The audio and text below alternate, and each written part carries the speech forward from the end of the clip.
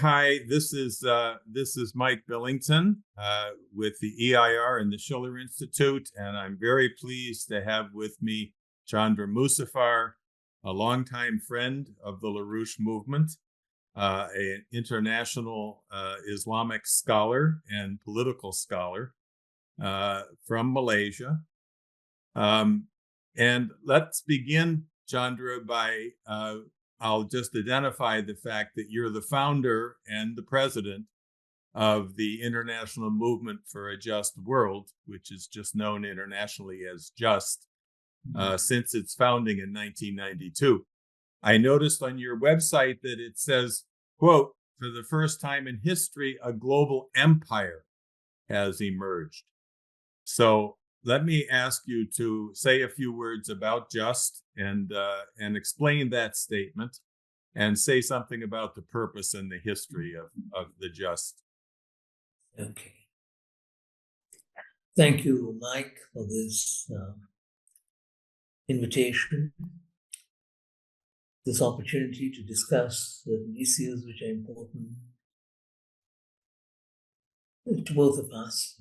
This is an important moment in history to look at these issues in larger context of what is happening in the world. Well, let's begin with JUST. JUST is a registered society in Malaysia. It has a small membership spread across the globe, people from different parts of the world, from something like 40 odd countries, members of JUST, but the membership itself is not large. And it's multi-ethnic, multi-religious in terms of its composition, and also gender-wise, it's quite balanced, if you look at our membership. The whole purpose of JUST is to raise consciousness amongst people everywhere of, number one, the danger of hegemonic power, the consequences of hegemonic power, what it means for all of us, including people who are living within countries that see themselves as hegemons.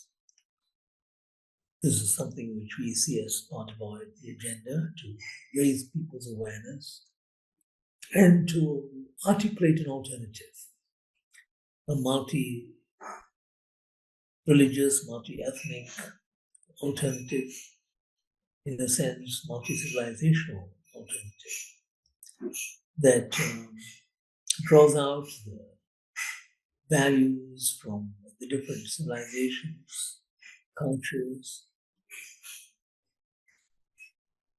and articulates these values as the foundation for a different type of global order. That's the whole purpose of JUST. So first, a critique of the existing global system, which is largely hegemonic, and number two, an articulation of an alternative, which is egalitarian, which emphasizes human dignity and justice for everyone. And also articulates an alternative which is the antithesis of hegemony, meaning by which an alternative that enriches, enhances the contribution of each and every human being and of the different cultures and communities to the world that is beginning to emerge.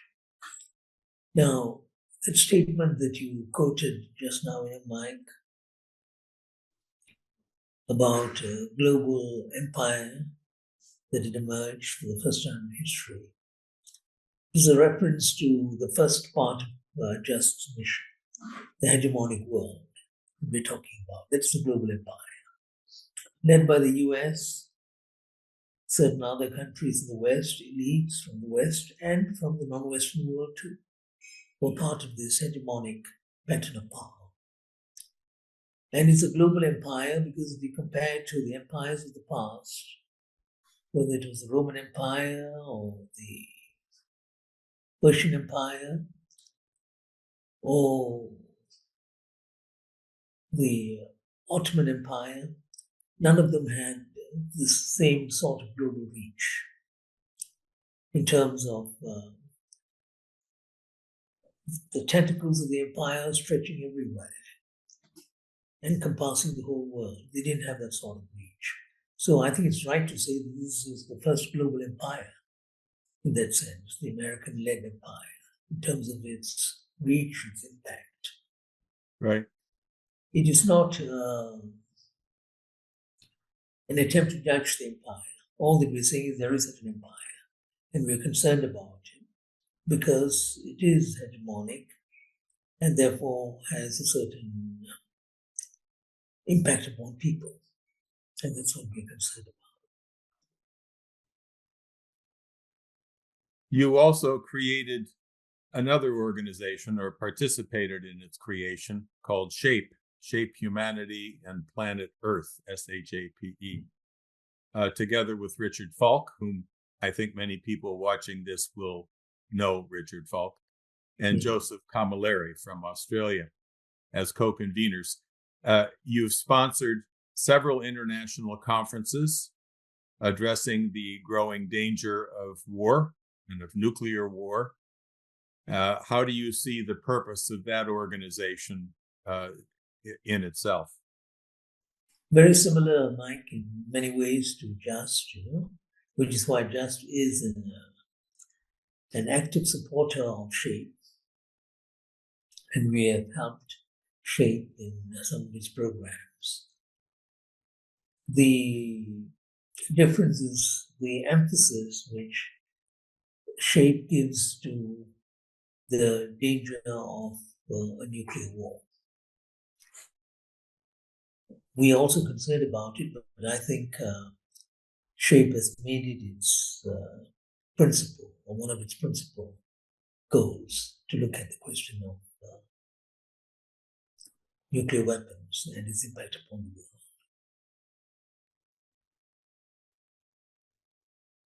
Well, it's certainly the case that the world has come closer to global war right now than perhaps any time in history. So this includes the escalation of the war in Ukraine with the recent invasion of Ukrainian forces into Russia proper, the continuing and escalating slaughter of innocents in Gaza, and the escalation of the U.S. confrontation with China in Asia, which could explode into another war. Let me ask you first about Palestine, because I know you've spent a major part of your work in your life on the Palestinian issue. Mike, for me and for many of my friends, Palestine is our central concern. Why? Because if you look at global injustices, there are perhaps few injustices that can match the injustice related to Palestine. Here you have a situation where a people, meaning by which the Palestinians, that live together in peace and harmony, Jews, Christians, and Muslims for quite a long while. And then you had the British Empire that came up with this idea of creating an exclusive Jewish homeland in Palestine, which is the root of the problem. I tell people all the while, Mike, that the problem is not these different religious communities living together. That is not an issue at all. It's not an issue for the people there in the past. The problem is this notion of an exclusive homeland, which is what the British had proposed, the famous Balfour Declaration of 1917.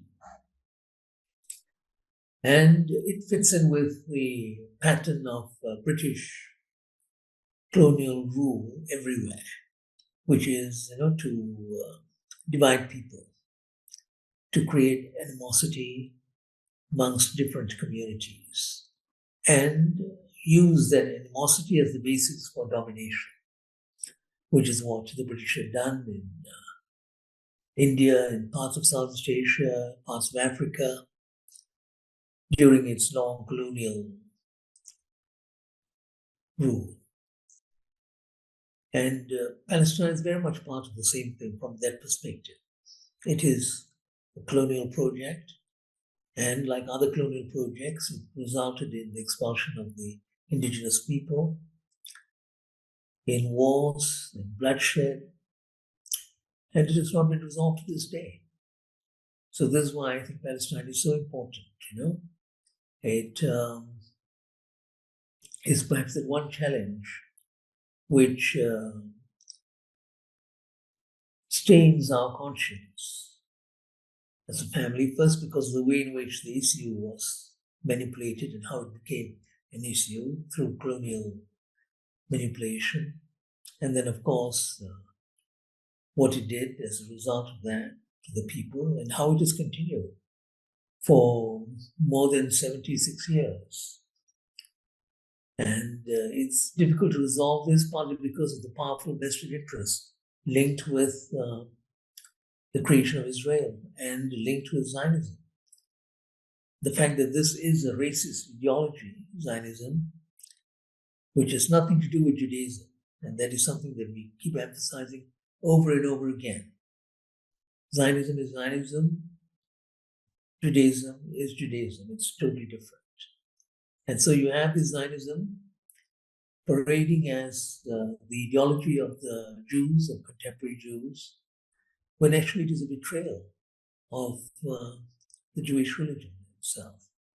And we would like to make people know this. We would like them to be aware of this so that they would see the issue in its proper perspective. And what had happened in history, the annexation, the usurpation of land, expulsion of people have to understand all this. And I think there is a lack of understanding when it comes to these issues. Right. And then the second major front is the Ukraine-Russia situation, which is moving very rapidly towards what could be a full-scale war between NATO and Russia, which would certainly be nuclear and could very well mean the end of civilization. So your thoughts on that? Well,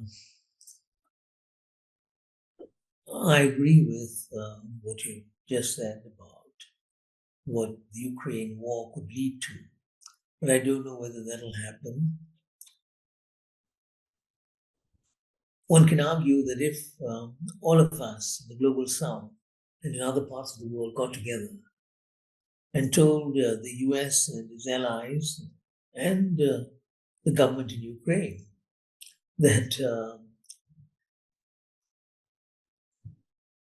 there is no reason to prolong this war. Ukraine is not going to gain anything, it's not going to win. NATO, I don't think, will be able to win this war. This is what they're hoping will happen. If the aim is to defeat and to pulverize Russia, to create a situation where Russia as a state and as a society is totally destroyed, that's not going to happen either. People forget that we're talking of a very resilient society. Russia has proven by its resistance to Nazi occupation, to Napoleon in history, it's very resilient. Now, why are they pursuing this goal? I think people should tell them, look, this is futile. We don't pursue goals like this in international relations. We want a peaceful world. And if I think enough people spoke up and persuaded the US and the others, I'm not saying that they're going to change their course, but it may be possible to sort of check them. Not enough people are speaking out on this question. Yeah. I'm particularly saddened by the way in which Europe had rallied around the United States. Is it in Europe's interest? It's a very pertinent question to ask. Is it in Europe's interest for this war to be perpetuated between Russia and Ukraine, because at the end of the day, the Ukrainians just become cannon fodder. You're not going to achieve your aim of destroying Russia. And by strengthening NATO in this manner, you're not helping Europe either. Look at the impact of the war as far as relations between Germany and Russia go, and how it is impacted upon other European economies. Is this something which Europe wants? Is it in Europe's interests? I think these are very important questions that Europeans in particular should ask and try to answer. Right. And then, of course, China. You're sitting in the middle of Southeast Asia. It clearly is equally the intent of the U.S. to find some way to destroy China and to destroy Russia and China and the BRICS phenomena, which is a threat to their ability to control the former colonial countries. But I wanted to ask in particular that Beijing and Jakarta just concluded a high-level meeting between both military and political leaders, which was really the first so-called 2+2 cooperation between China and one of the ASEAN countries. And this, of course, is the largest of the ASEAN countries in Indonesia. So I'm very interested in how you think this is going to impact the rest of ASEAN and the internal relations in ASEAN and ASEAN's relationships with China. It's a good question, Mike. If the various parties concerned adopt a mature attitude towards this issue, meaning by which they look at this as a challenge that we must all respond to in a positive manner. It is good for ASEAN that there is this tie-up between China and Indonesia. I think generally ASEAN has been supportive of this.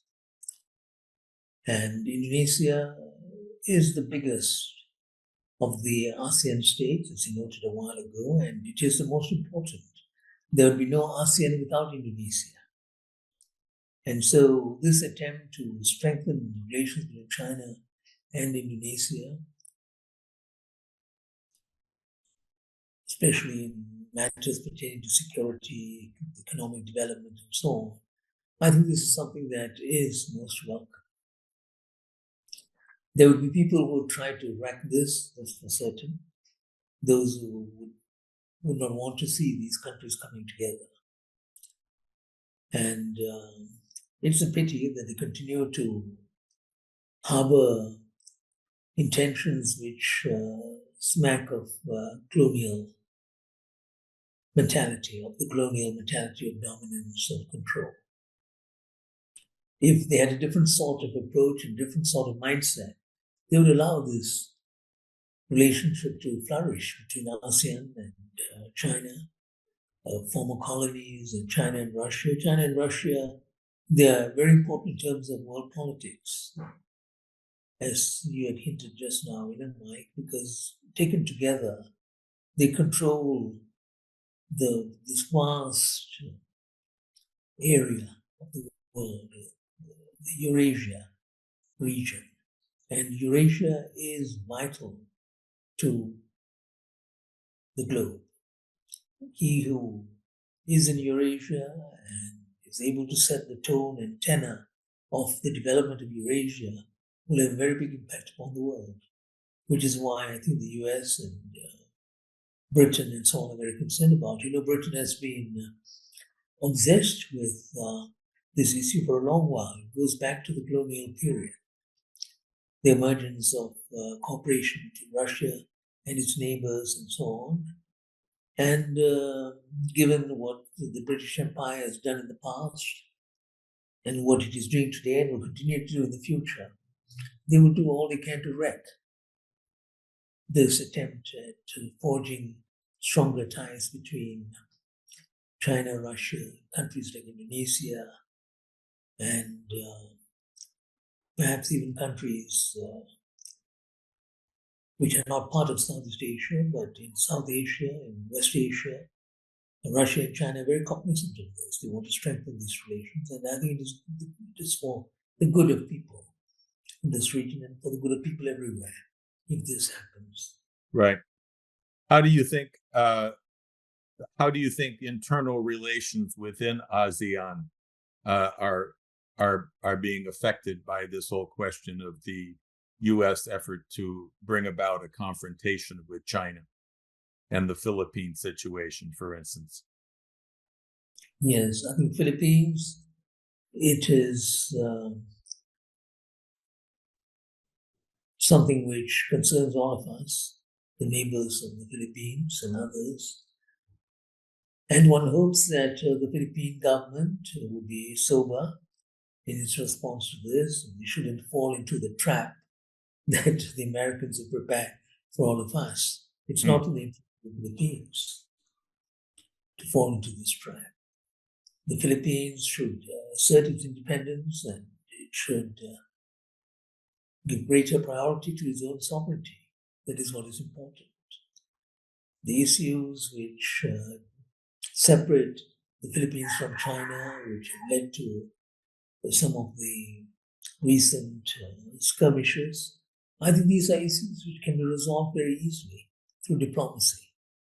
Mm-hmm. There is no need to flex your military muscles. You can resolve them through diplomacy. Yeah, it's true that they arise from a number of different factors, but they can be resolved. And I hope the Philippine government, and we have, I suppose, I know what people would say about this. We have the example of Duterte, who, when he was at the helm, the president of the Philippines, he tried to establish a different sort of relationship with China. And who are you talking about? Duterte, the president, the former president, of Mm-hmm. the Philippines, Duterte. Yeah, Duterte, right. So one can argue, that offers some sort of hope. If the Philippines can see things that way, if it values its own tradition of sovereignty and independence, after all, the Philippines was in the forefront of the struggle against colonialism. If it understands that and tries to develop a different sort of relationship, it will be good for the Philippine people themselves. You should not be subservient to anyone. I'm against that. I don't want to see the Philippines as subservient to China or Russia or anyone else for that matter. But the Western powers in particular should also respect Philippines' own independence and sovereignty. That is the right to shape its own destiny. It has the right to forge stronger ties with China, Russia, other countries. It would be to everyone's well-being if this happens. Thank you. You've had a long history of participation in Malaysian politics, including your close relationship at one point with the former Prime Minister, Dr. Mahathir Mohamad, and with the current Prime Minister, Anwar Ibrahim, from somewhat different factions, but nonetheless, you've had collaboration with all of these. What do you see as Malaysia's role right now in the global geometry that we're facing? If I may, I might begin by saying that, I've had a long history of involvement in civic political action. In other words, political action related to non-political parties. And that is very important. We have to make that distinction. I was involved in a political party for a very, very short while. In 1999, I became the deputy president of the Justice Party in Malaysia, established in the aftermath of Anwar's jailing, his jail sentence and so on. We responded to that situation and we were there at that time. I was there only for a very short while, 2.5 years. And then I quit politics completely, both Kadilan and the larger political scenario in the country. So I wouldn't see myself as someone who's part of politics. I articulate certain positions in relation to issues that are political, but that's what citizens should be doing. I would regard that as citizens' responsibility. So that sort of responsibility one is trying to fulfill. But being in party politics and seeking political office, I've never really been part of that. Now, coming back to the main thrust of what you had asked, Dr. Mahathir, yes, there were times when I was supportive of what he was doing, foreign policy, or even in domestic policy on certain occasions. But there were also times when I was very critical. And that's the attitude that I have adopted, the approach that I've adopted to everyone in power. Doesn't matter what party they come from, what their affiliation is, and what their inclination is. If there's something good from the point of view of the larger society, we support it. And I would come out and support. If it is something which I think is going to be detrimental, I would criticize it. That has been my approach. Unfortunately, it's not appreciated very much sometimes. They would expect you to be totally on the side of one person or the other. And I am not keen on that sort of approach to politics, where you support one blindly and oppose others blindly. I think one should retain this freedom to evaluate, retain this freedom to sort of try to understand the situation and come to your own conclusion. So that's how I see the present Prime Minister. Likewise, former Prime Minister, Dr. Mahathir, the present Prime Minister, if he does something good, like when he took a very strong stand against what the United States and his allies were doing vis-a-vis Palestine, we were very supportive. I was very supportive. If on the other hand, he seeks to strengthen the hand of the biggest American fund manager, BlackRock. If that happens, and you allow BlackRock to gain control over our airports indirectly, I would be very concerned and I would speak out against it, which is what I've done. Yeah, so it depends on the issues and the situation. Now, BlackRock, I think it's very obvious if you look at the way it has entered into the Malaysian economic arena, because we know that the 39 airports in the country, they're not in need of funding. In fact, last year and the year before, those airports made huge profits. So they don't need money as such from BlackRock. But why is BlackRock involved? Why is it involved in the management of our airports? Isn't that a security issue, a strategic issue that one should address? And these are some of our concerns. So it depends on these actors, whether it's Anwar Ibrahim or anyone else, if they do things which we feel are in the larger interest of the Malaysian nation or the larger interest of the human family, we will certainly endorse what they're doing. But if, on the other hand, we find that it is detrimental, we will speak up. You had the title of a recent article you published was BlackRock, No Compromise with Evil. So you're not compromising with what you recognize to be BlackRock's intention, which unfortunately is carrying out in countries all over the world. Yeah. Do you expect any change as a result of addressing this? Well, a lot of people are addressing this issue, outside Malaysia, a lot of people some Malaysians, but I don't think it's going to change that easily because BlackRock is undoubtedly a major actor, and closely linked to the centers of power in the US and elsewhere, Britain. We have to be realistic. I don't think things are going to change. But nonetheless, we must speak up. That is our duty. We cannot fail to speak up. Yeah. We must. Yeah. Right.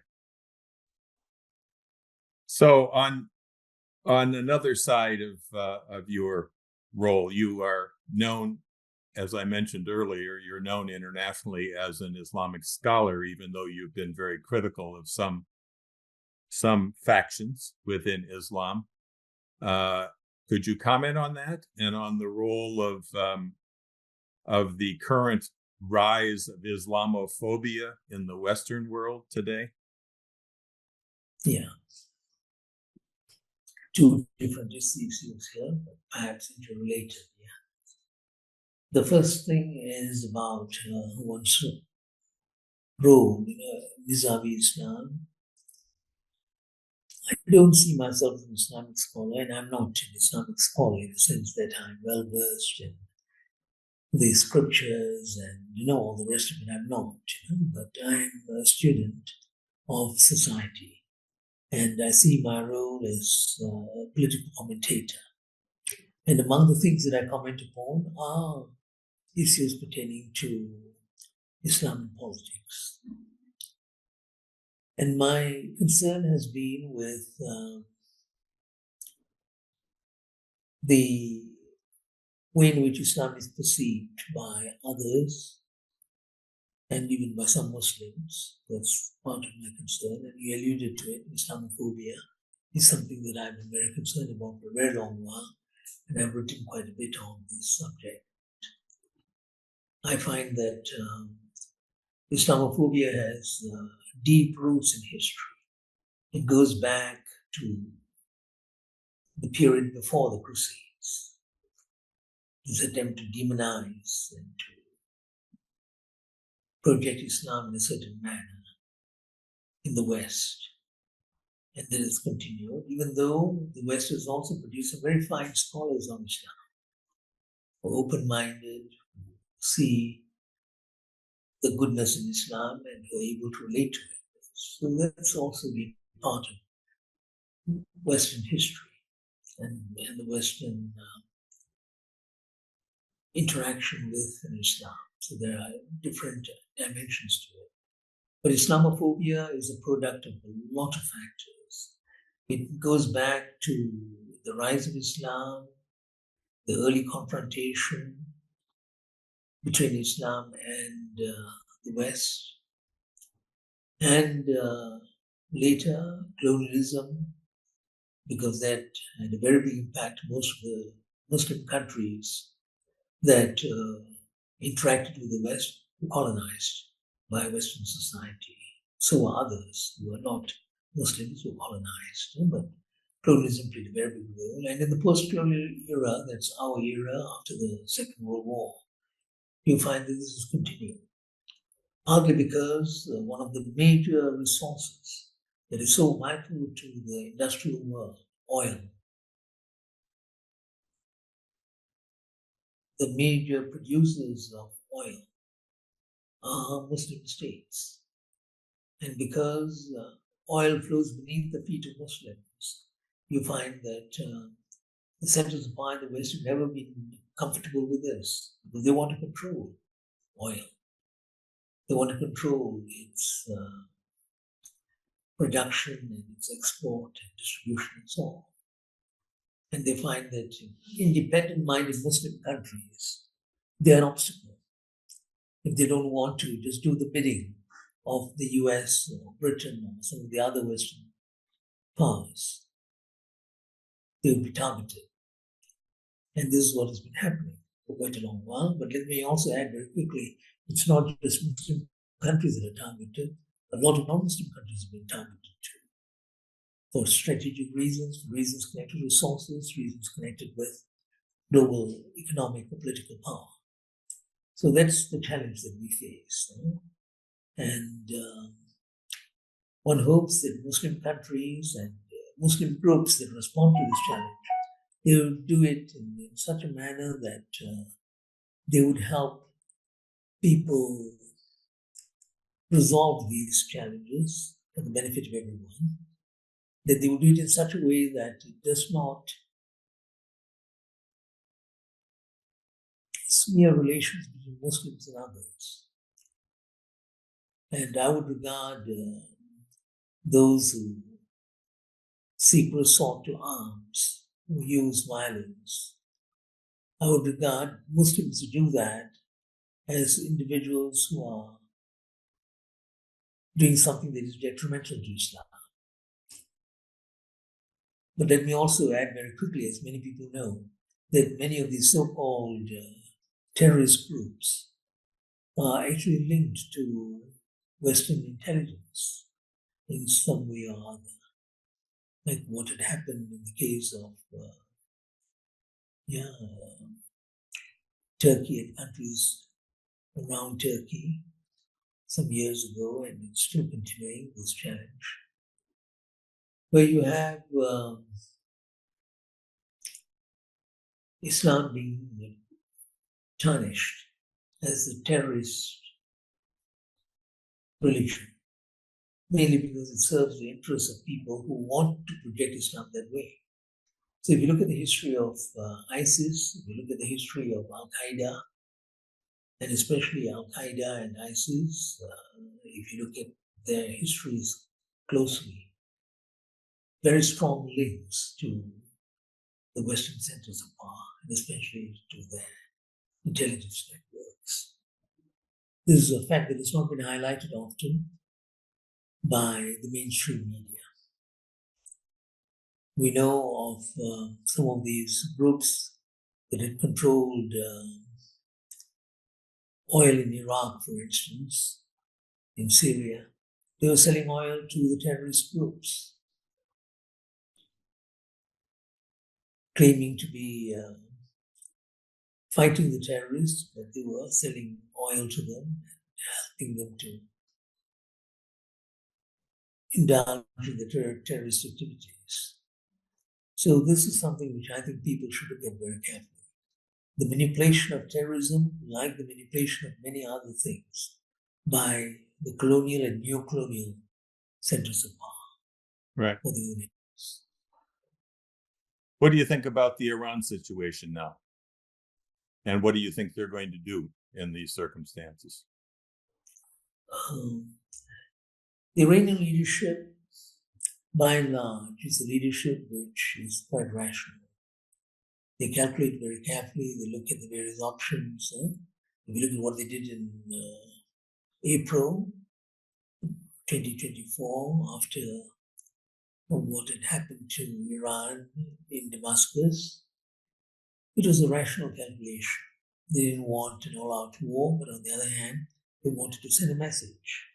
I think that is their thinking even now, after what had happened recently, the killing of the Hamas leader, in Tehran.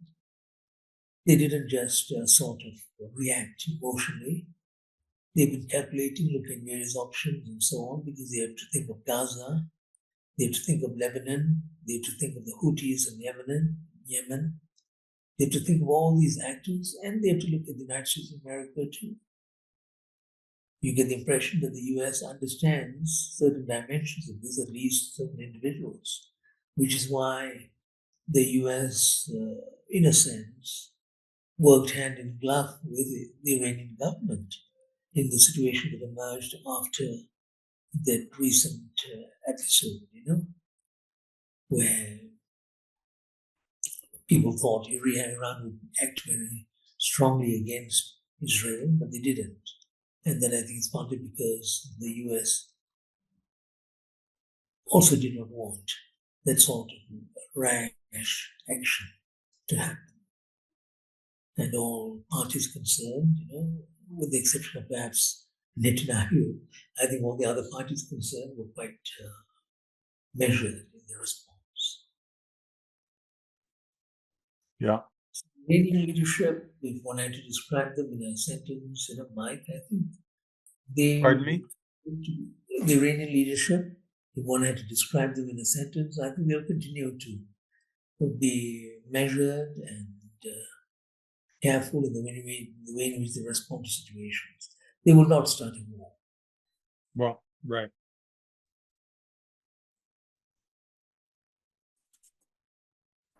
They might be dragged into one anyway. Yeah. The last thing I was going to ask, which I mentioned to you earlier, is that Helga Zepp-LaRouche has issued what she calls the 10 principles, which she proposes to be the basis for a new global security and development architecture for all countries, for a world which is in desperate need of such a new paradigm. And these 10 principles cover the global economic breakdown crisis that we're living through, the social crisis, but also the cultural decay, which is dominating the Western world today, and which is pretty obvious to the rest of the world. And I'll read you her 10th principle, the last of the 10 principles. It's that, quote, man is fundamentally good and capable to infinitely perfect the creativity of his mind and the beauty of his soul. And being the most advanced geological force in the universe, which proves that the lawfulness of the mind and that of the physical universe are in correspondence and cohesion, and that all evil is the result of a lack of development and therefore can be overcome. This has provoked many different kinds of responses from people. I'm interested in how you think.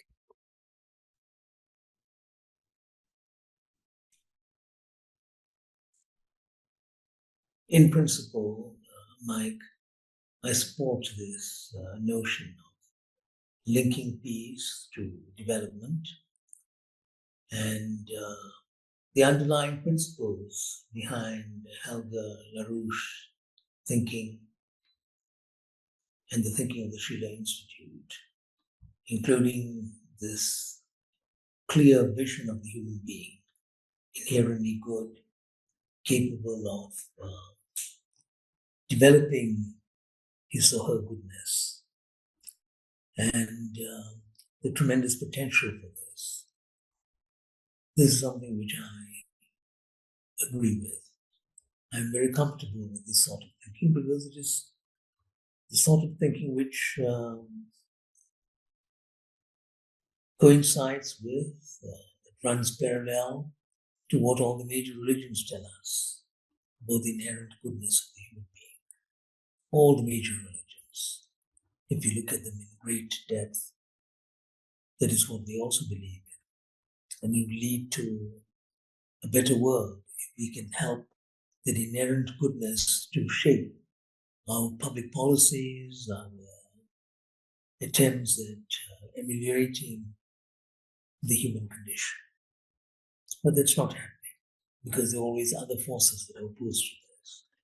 Nonetheless, I think it is a very good model, this model of linking peace with development, and most of all, anchoring this model in the goodness of the human being. It is something that is worth pursuing. It's worth pursuing. We've been supportive of this, as you know, Mike, and I hope it's something which we can continue to work on in the future. Right. As you know, and you've actually agreed to participate yourself, Helga is calling for the building of a council of reason, of senior citizens who have made a mark through their work in the world, to come together to effectively try to counter the kind of madness that's leading the world to economic and military disaster. So I don't know. Do you have any other thoughts on that? Yeah, any attempt to respond to the challenge we face, the insanity that's taken over, and the insanity which is so prevalent in certain capitals of the world. Any attempt to respond to this, to provide an alternative, to offer concrete, tangible instances of addressing this challenge, it is welcome. It doesn't matter where it comes from, and I think the Schiller Institute and the LaRouche movement, they have been at the forefront of some of these attempts. It's something that we welcome.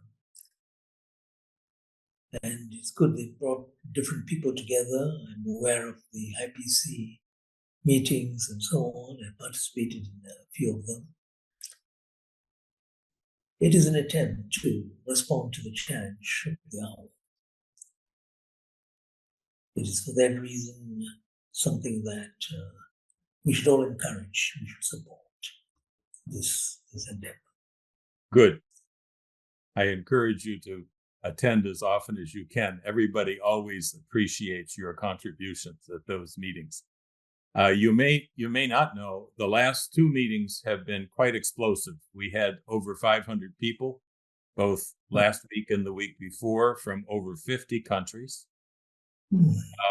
And in the last meeting, Scott Ritter, I'm sure you know what happened to Scott Ritter when he first had his passport taken away when he tried to go to Russia, and then had his house raided just last week. But he appeared on our forum last Friday, along with Helga, and we went back and played a clip of Lynn back in the 1990s, Lyndon LaRouche, and Ramsey Clark. And I think you know Ramsey Clark. He was, among other things, our lawyer in our case that was brought against Lynn and myself and others by the government. And they addressed that in a very powerful way, which we showed in the IPC meeting. I'll be sending that. In fact, I believe I sent that collection of Helga's presentation and Scott Ritter's presentation and the video of Lynn and Ramsey Clark. I sent that around today, so you probably will get that in your email today. But I encourage you to watch that and circulate it. It's a very powerful demonstration of both the danger of the fact that this permanent bureaucracy within the Justice Department in the U.S., which launched the original attack on LaRouche and his associates, are still very, very much alive. And we can see it very clearly in the raid on Scott Ritter's home. And then you probably know Dmitry Simes, a leading Russian American. His home was also raided by the FBI. So we're looking at a full-scale war against free speech, including the use of the Justice Department to crush. And of course, we had an attempted assassination against former President Trump, which barely avoided his assassination. So, we're looking at a general breakdown of civilization, really. Which we have to address. And it's something we should be frightened of. And I think people are frightened. But on the other hand, we have to inspire a sense of optimism along the lines of what you've just been discussing, that, this is the character of man, is to do good and to be good. And we have to inspire people that this is the basis on which they can act in common with others all over the world, not just in your own country, but globally, to try to turn this. People, sorry, Mike, for interrupting. But if you can make people aware that there have been instances where people have worked together, where they have stood up against the tyranny of the hegemons, and if we can show them that this is something that has happened, that people are capable of standing up and articulating what is just and true and noble in the midst of all the challenges that confront us. We can convince people that this is possible, and people have done this.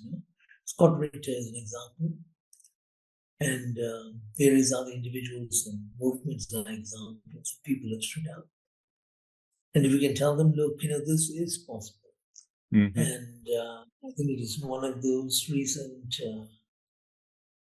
articles written about the situation confronting the world that I read this quote from Margaret Mead, about changing things.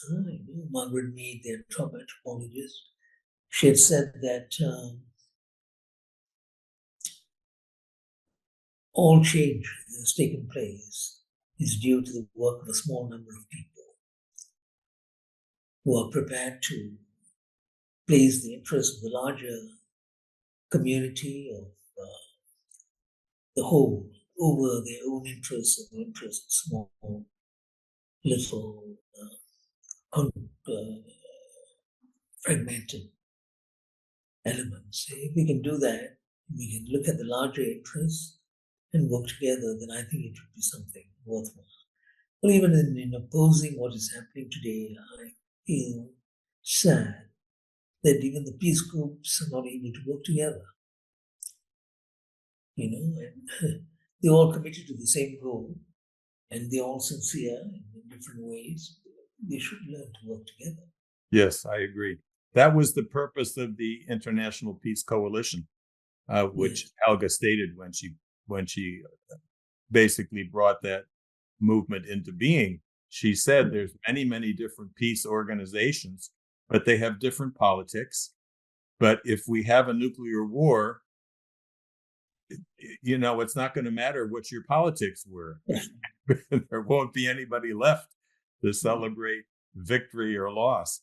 And therefore, we have to bring people together around the fundamental question of whether mankind is going to destroy itself, or if we are going to find an alternative based on the idea that man is fundamentally good and has the creative power of reason, born in the image of God, to change these bad things, these evil things. Well, thank you very much, Chandra. I appreciate this. I will get it out widely, of course. I invite you to attend our IPC meetings. They'll continue. We've had 63 now, 63 weeks of Friday afternoon International Peace Coalition meetings, and we'll have another one this Friday, which your input would be very, very much appreciated. I might ask if I could just play a portion of what you had to say in this interview for the meeting. Yes, that's fine. Oh, yeah. If by all means. Oh, yes. Yeah. Yeah. Good. Okay. Well, very good. Thank you very much. It was very good to see you again after all this time.